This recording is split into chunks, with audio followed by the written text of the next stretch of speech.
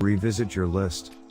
Goal setting is a powerful process for thinking about your ideal future, and for motivating yourself to turn your vision of this future into reality. If you want to succeed, you need to set goals. Without them, you lack focus and direction. So, today I'll explain the SMART goals, and how you can apply them to your life. SMART is an acronym that stands for specific, measurable, achievable, relevant, and time-bound. S stands for specific. What exactly does it mean to be specific? A specific goal should answer questions like: what needs to be accomplished? Who is responsible for it?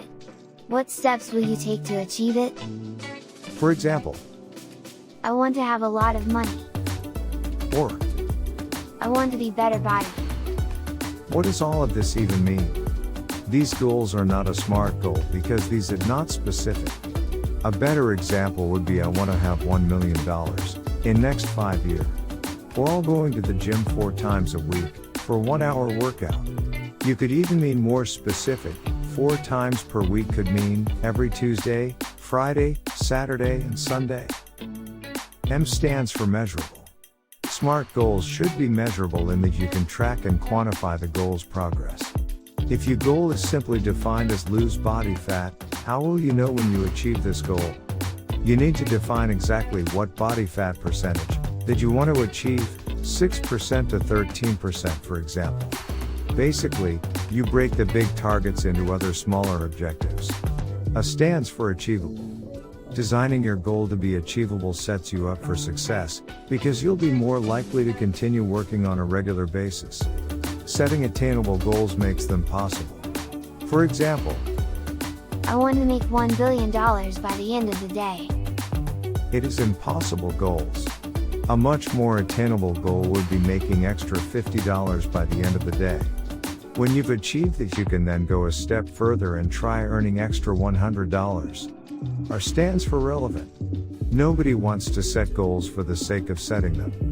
Your goals should be relevant to the direction you want your life. Setting too many goals is a common mistake. Instead, use the quality, not quantity rule when setting goals. Work out the relative importance of everything that you want to accomplish over the next 6 to 12 months. Look at the example: I want to learn Japanese, because I love the way it sounded. After 1 year, I realized that learning Japanese language would not be useful for me.